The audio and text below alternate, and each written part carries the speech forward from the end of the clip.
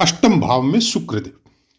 गर्ग जी महाराज कहते हैं कि जिसका भी अष्टम स्थान में शुक्रदेव हो वो अपने पिता के ऋण को चुका देता है, कुल की उन्नति करता है और उसकी मृत्यु भी किसी तीर्थ स्थान में होती है। अब ये फल जो है वो भावानुसार है, काल पुरुष की कुंडली अनुसार। लेकिन हम लोगों की चर्चा है कन्या लगन की। कन्या लगन में शुक्रदेव धन स्थान मतलब दूसरे स्थान का स्वामी और भाग्य स्थान का स्वामित्व शुक्रदेव को प्राप्त है। अब धनेश अगर अष्टम स्थान में विराजित हो तो फिर कैसे फल है? तो उसके बारे में लिखा है होरा पाराशर में कि धनेश अगर अष्टम में हो तो मनुष्य बहुत संपत्ति वाला, पत्नी के सुख में थोड़ी प्रॉब्लम हो सकती है और ऐसे इंसान की या तो बड़ा भाई होता नहीं है, अगर होता है तो उससे ट्यूनिंग में थोड़ी प्रॉब्लम होती है। ये पुस्तक की बात है। फिर नवम स्थान का स्वामी अगर अष्टम में हो तो उसके विषय में होरा पाराशर कहती है कि मनुष्य के भाग्य में थोड़ी प्रॉब्लम होती और बहुत बार ये सोचता है कि हमारे भाग्य में इतनी पीड़ा क्यों लिखी। अब ये सब पुस्तकों की बात है। इसी चर्चा को अब आगे बढ़ाते हैं कि एक्चुअल में अष्टम स्थान के शुक्र को हम लोग देखें कैसे। सबसे पहले तो आप ये देखिए कि आपके भाग्य स्थान से द्वादश है, मतलब जब तक आप धार्मिक नहीं होंगे, जब तक वेद पुराण या ज्योतिष या रहस्य से संबंधित कोई विद्या का ज्ञान नहीं लेंगे, तब तक आपको भाग्य की प्रॉब्लम चलती रहेगी। आपको भाग्य के विषय में इतना सोचना पड़ेगा कि यह है क्या। केवल भाग्य से कुछ नहीं होने वाला, आपको अपने कर्म भी उसी सावधानी से करने पड़ेंगे जिस सावधानी से आप हर समस्या का छुटकारा पाने के लिए उद्योग करते हैं। उसी सावधानी से आपके अपने कर्मों पे भी अंकुश रखना पड़ेगा। ऐसा इंसान बहुत बार संगति की वजह से हो या और कोई कारणवश हो या शॉर्टकट में धन कमाना हो, जैसे जुआ, सट्टा, लॉटरी या और भी कोई ऐसे कोई चीज जो वर्तमान समय में चल रही है या पहले भी चलती थी, ऐसे रास्ते अगर अपनाता है तो वो भाग्य के द्वार पे अपना ताला लगा देता है। शुक्रदेव उस चीजों के कारक नहीं है। शुक्रदेव को अगर आपको, चाहे आपकी कुंडली में कहीं भी बैठा हो और कैसा भी बैठा हो, अगर आप अपने चरित्र में अच्छे हैं, ब्रह्मचर्य का पालन ही नहीं करते, उसका ख्याल भी रखते, मानसिक अवस्था आपकी इस तरह की रहती है कि कुछ भी काम इस तरह का जहां तक हो सके आपको गलत नहीं करना है। चाहे वो काम सुख हो, चाहे आप भौतिक जरूरतों के हिसाब से आपको कुछ चाहिए उसके लिए हो, या धन के लिए हो, या मान सम्मान के लिए हो। अगर गलत रास्ते अपनाते हैं तो पतन के लिए अकेला शुक्र काफी है। बाकी कितने भी योग हो चाहे आपके जीवन में, अगर आप अष्टम का शुक्र लेके बैठे और इस तरह के कर्म भी कर रहे हैं तो फिर वो जो पिछले पाठ में हमने बताया था कि दंड स्वरूप में क्या क्या मिलेगा।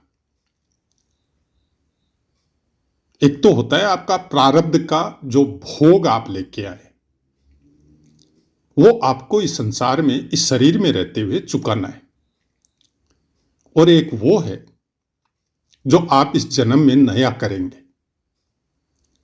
वो हो सकता है इसी जन्म में आपको मिले उसका कुछ अंश, और फिर वो फिक्स हो जाए बैंक बैलेंस में जाके, कुछ समय के लिए एफडी बन जाए आपकी, और फिर जब आपका मनुष्य जीवन आएगा तब वो वापस आपको उसमें से कुछ बैलेंस आपको फिर मिलेगा। अष्टम स्थान का शुक्र अनेक जन्मों की यात्रा करवा के आपको वापस इस यात्रा में लाता है और आपके कर्मों की वजह, कुकर्मों की वजह से फिर अनेक जन्मों के लिए वापस फेंक देता है इस ब्रह्मांड में तरह तरह के जीवन जीने के लिए। लेकिन यही शुक्र आपको इस जन्म में इस तरह के कर्म करवा देता है। एक तो शुक्र अच्छा हो, किसी पाप या क्रूर ग्रह से दृष्ट ना हो, दूसरा आपका नैतिक संस्कार अच्छा हो, तो ये शुक्र फिर आपको बहुत अच्छा ज्योतिषी, बहुत अच्छा वेदांग, बहुत अच्छा धर्म का पालन करने वाला हो सकता है। ऐसा इंसान धार्मिक होते हुए नियमों का पालन नहीं करे, लेकिन ऐसा इंसान हृदय से इस तरह का धार्मिक होता है कि किसी के लिए भी अगर देख ली विपदा तो अपने प्राणों की परवाह किए बगैर उसका बचाव करने की कोशिश करता है, क्योंकि शुक्र का बल बाकी सब बलों से आगे है। शुक्र के बल के सामने न कोई मंगल टिकता है, न बाकी कोई ग्रह टिकते। लेकिन जरूरत है कि आपका एक तो शुक्र खुद बली हो, दूसरा आपके कुछ नैतिक चरित्र बलवान हो, तब शुक्र का अच्छा फल आपको प्राप्त होगा। मतलब जिसमें साहस की मात्रा बहुत ज्यादा होती है, किसी भी परिस्थिति में डरता नहीं है। परिस्थिति मतलब जैसे आपको अंधेरे में रात में कहीं जाना है और कोई लाइट की व्यवस्था नहीं है और आपको भय आता हो, जिसको आम भाषा में बोला जाता है भूत प्रेत, बाकी सब पिशाच वगैरह, उन सब का भय आता हो, तो कहीं ना कहीं शुक्र में कहीं प्रॉब्लम है। क्योंकि ये भय मंगल की शक्ति में होगे। मंगल जिसका बहुत बलवान है, शरीर बलिष्ठ हो सकता है आपका, आप खेल कूद में अव्वल हो सकते हैं, लेकिन यह भय उसको आएगा। जिसका शुक्र बहुत बलवान है, हो सकता है आप बलिष्ठ नहीं हो, लेकिन यह भय नहीं आएगा आपको। किसी भी परिस्थिति में साहस को नहीं खोने वाला आदमी या तो अपनी कुंडली में सूर्य बलवान लेके बैठा है या शुक्र बलवान लेके बैठा है। तीसरा और कोई ग्रह नहीं है जो हर अंतिम समय तक कट जाएंगे, मर जाएंगे, लेकिन अपने साहस को नहीं छोड़ेंगे। और ऐसा शुक्र अगर बली हो और आपका चरित्र भी बलवान हो, काम पे अंकुश लगाने वाली, जो ब्रह्मचर्य का पालन करने वाली नियमावली को आप फॉलो करते हो, तब फिर यह शुक्र बहुत अच्छा है। अष्टम का शुक्र वो सब चीज प्राप्त करवा सकता है आपको आपकी शक्ति के द्वारा, जो आपने सोची भी नहीं होगी। क्योंकि चतुर्थ, अष्टम और द्वादश ये मोक्ष त्रिकोण है। मतलब आप धनी भी होंगे, आप भाग्यशाली भी बनेंगे, आप काम सुख भी प्राप्त करेंगे, परिवार वाले भी होंगे, कुटुंब वाले भी होंगे, लेकिन एक समय में आके सब चीजों से मोह भंग होगा और अपनी यात्रा को अलग लेवल में ट्रेवल करेंगे। फिर तो बोलने को तो बहुत कुछ बोला जा सकता है कि अष्टम के शुक्र के विषय में जो पाठों के द्वारा समझाया जाता है, और फिर कुछ तकलीफ होती है, कुछ डर लगता है सुन के, और फिर वो दूसरा संसार खुलता है डेट ऑफ बर्थ के द्वारा। कुछ रेमेडीज, कुछ फीस, अलग अलग लेवल है,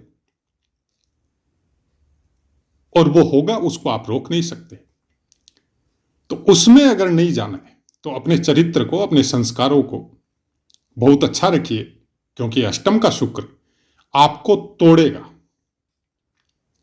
आपको मानसिक टेंशन देगा,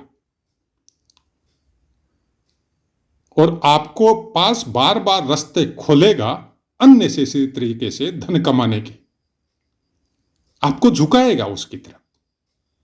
अब आप अपने आप को कितना रोकते हैं, उसके अनुसार फिर शुक्र दूसरे दरवाजे खोलेगा। हर ग्रह की बात है ये, केवल शुक्र की बात नहीं है। कोई भी चीज जब बहुत अच्छी मात्रा में कोई ग्रह देने के लिए आता है ना, कोई भी ग्रह, 9 में से कोई भी ग्रह, चाहे राहु हो चाहे केतु, वो उसके पहले कुछ अलग चीजों का लालच देता है आपको।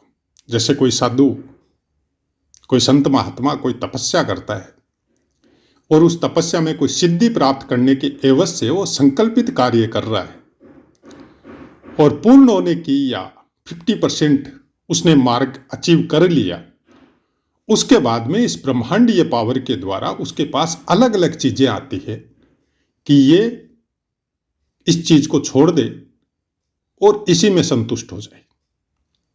लेकिन जिसका शुक्र बलवान होता है, जिसका ब्रह्मचर्य पुष्ट होता है, या जिसका आत्म जागरण मजबूत होता है, सूर्यदेव, वो उन चीजों में नहीं पड़ता। वो अपने टारगेट पे अपनी संपूर्ण दृष्टि रखता है, वो डायरेक्ट वहां तक पहुंचता है। ये बाकी चीजें जो उसके पास आती है उनके लोभ में नहीं आता है। तो ये जो चरित्र की बातें हैं, संस्कार की बातें हैं, ब्रह्मचर्य की बातें हैं, ये कोई साधारण बातें नहीं है। हम लोगों के शास्त्र, ज्योतिष शास्त्र हो, वेद वेदांग हो, पुराण हो, संत महात्माओं की बातें हो, भक्तिमाल की कथाएं हो, सब में भरे पड़े हैं ये नियम। या तो हम लोगों के पूर्वज मूर्ख थे या फिर हम लोग मूर्ख हैं, क्योंकि इतने शास्त्र जलाने के बावजूद इतने शास्त्र आज भी जीवित है और हम लोगों के सामने है।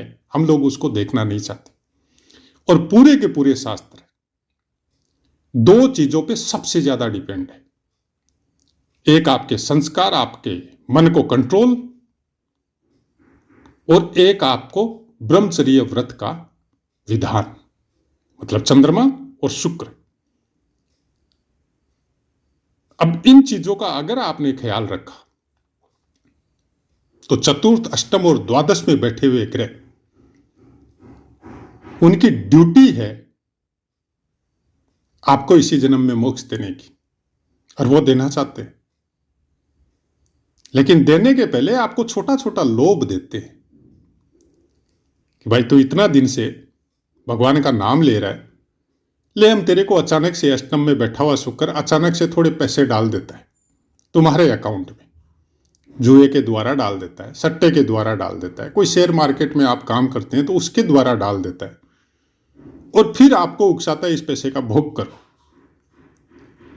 मतलब आप अपने रास्ते से भटक चुके, वो भटका देगा। लेकिन अगर वहां पर आप रुक गए, ठीक है पैसा आया, आपको इतनी टेंशन नहीं है, उसको अच्छे कामों में लगाया, आपकी अपनी पारिवारिक जिम्मेदारी है उसमें लगाया, अपने ऊपर कोई विशेष ख्याल नहीं रखा कि भाई मेरे को इस पैसे का भोग करना, नहीं रखा, तो फिर शुक्र के बस में नहीं है। वो समझ जाएगा कि ये आदमी नहीं जाएगा, तो अब इसको जो चाहिए उसके रास्ते खोल देता हूं, ये आगे जाए। फिर आपका मन प्रेम से कुछ इस तरह से भर्ती होगा कि हर जगह, हर जीव में आपको अपने इष्ट के दर्शन होंगे। सबके भले की कामना करने लग जाता है ऐसा इंसान फिर, क्योंकि जब तक आपके मन में सबके भले की कामना वाला प्रेम नहीं आएगा तब तक मोक्ष के दरवाजे नहीं खुलेंगे। तो आशा है मित्रों पाठ समझ में आया होगा। अब अपनी वाणी को विराम देते हैं, आपसे आज्ञा लेते हैं। जय माता।